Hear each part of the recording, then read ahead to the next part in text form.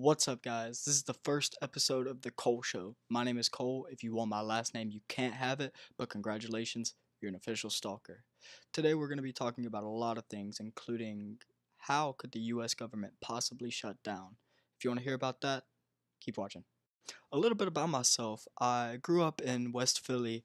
I went to public school there. I spent a lot of my time playing sports. I really got a knack for basketball, but somewhat recently there was some kind of altercation. I was playing basketball and these guys came up and they just started messing with me and these kids that I was playing with, and basically I told them to fuck up, and I got in one little fight and my mom got scared, and that's how I became the prince of this town called Bel Air. Anyway, listen, I got some stuff to talk about, so let's just jump right in. First off, I recently started trying to get healthy, and being a lazy piece of shit, I didn't feel like preparing my own meals and planning them because that's a pain in the ass. And I also hate exercise. So what I decided to do was juice cleanse, but I don't know anything about juice cleanses. So today I'm drinking Dr. Brew's kombucha, lemon ginger cayenne flavored, and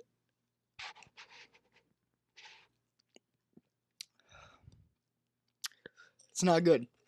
It's not good. So what kombucha is this bacteria that like ferments like yogurt, and it's healthy bacteria that's good for you supposedly, even though this stuff tastes like toxic waste. So recently I've been thinking about American history and what president it would be cool to see in office.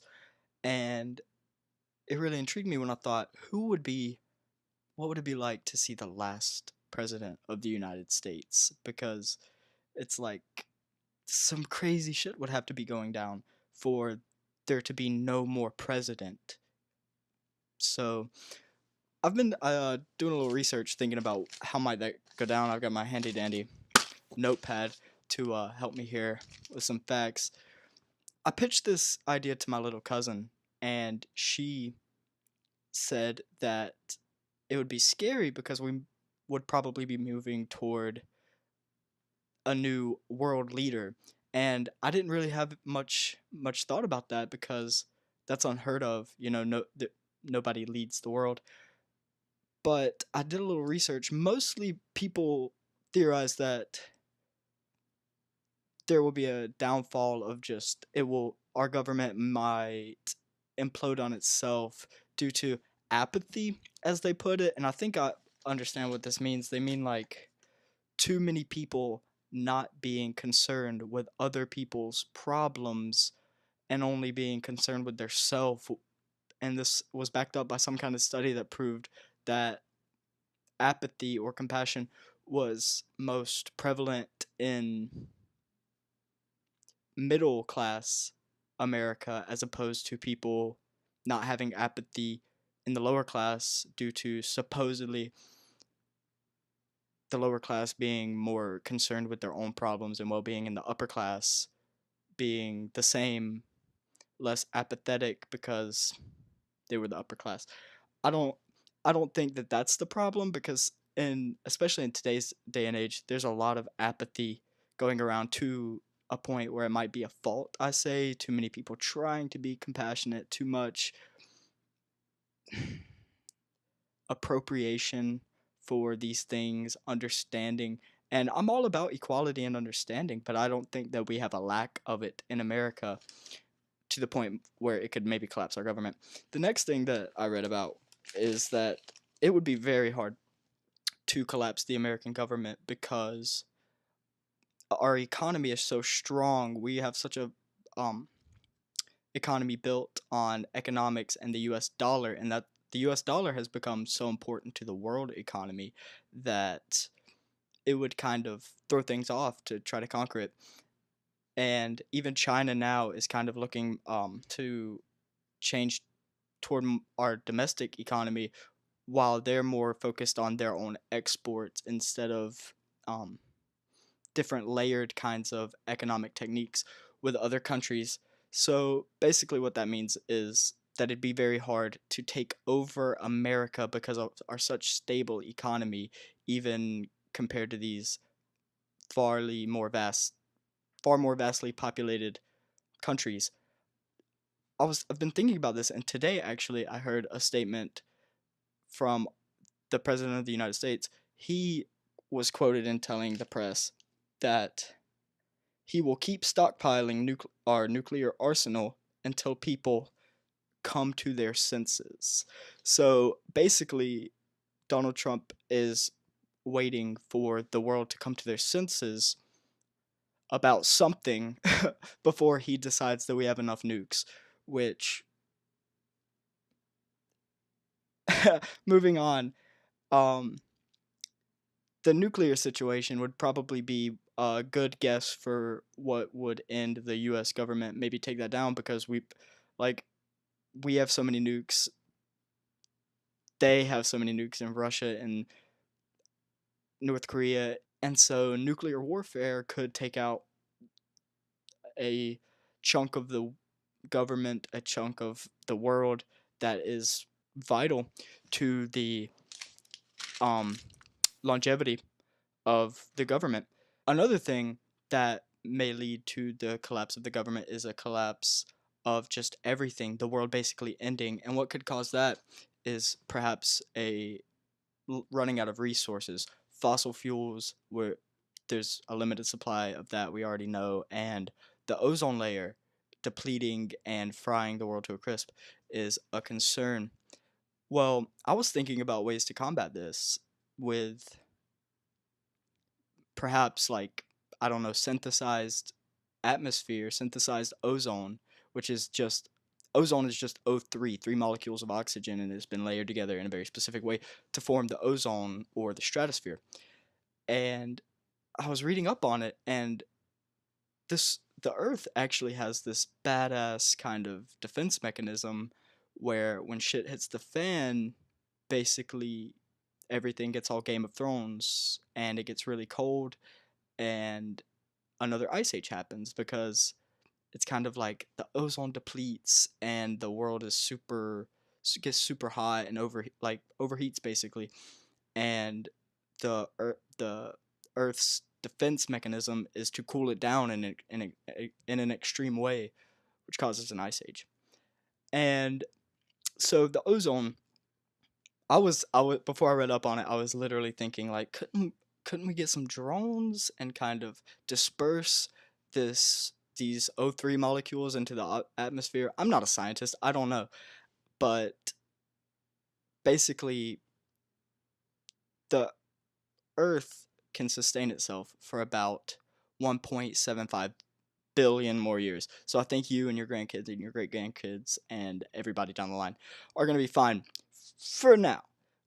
But on the topic of fossil fuels, those are running low, and these past years we've been experimenting with harnessing renewable energy resources like wind and water, solar energy, corn energy, all these awesome things.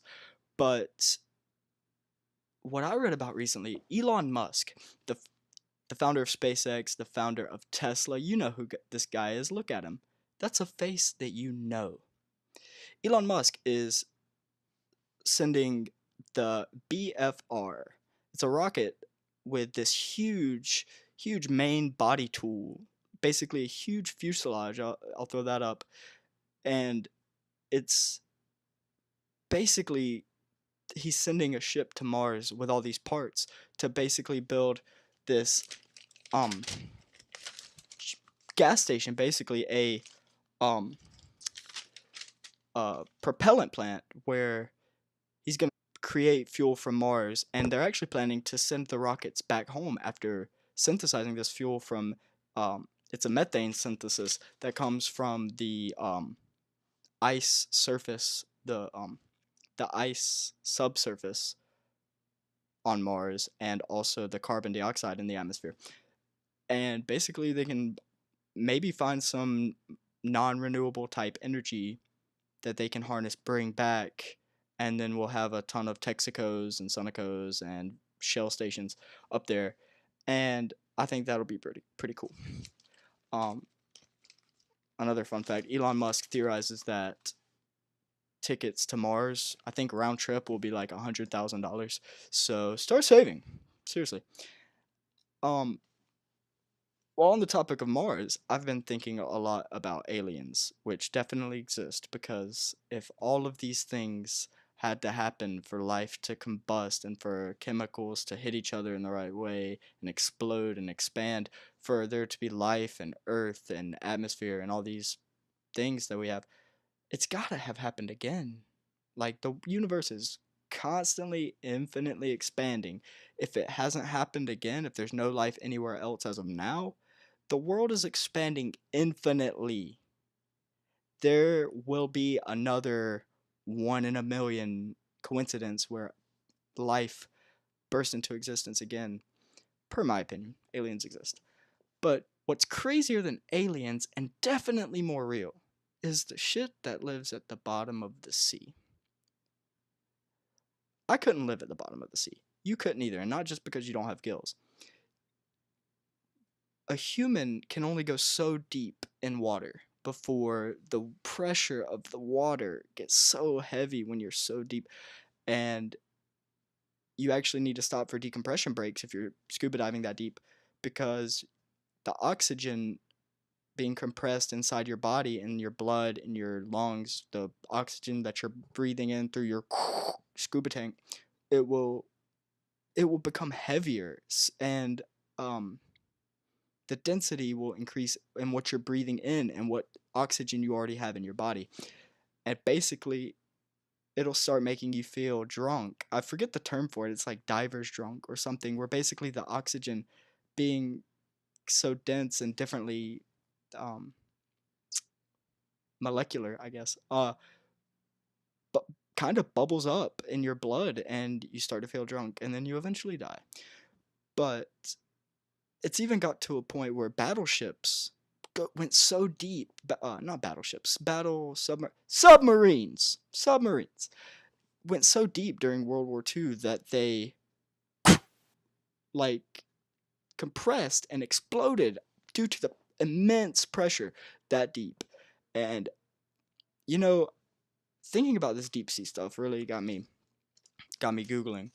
And the deepest point in the ocean, I already knew this, was Marianas Trench, which goes like 7 miles deep, which is a ton of kilometers.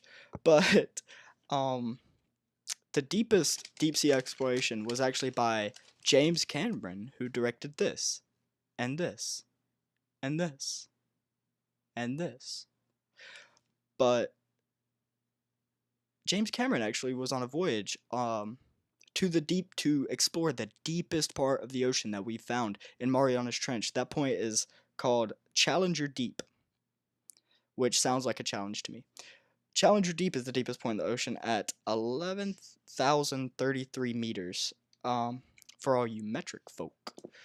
And Challenger Deep was explored by James Cameron in his submarine called Deep Sea Challenger, which isn't original. Challenger Deep was explored by the Deep Sea Challenger. Not very clever. I would have expected more from the guy who directed Titanic. But anyway, these he went so deep in this trench and he didn't explode. He's fine, I'm sure. But it got me thinking about all these fish and scary shit that lives so deep in the ocean, and how can they live? I can't live underwater. How can they? Because you would think that a little tiny fish, if it dove so deep under all that pressure, it would just kind of squish.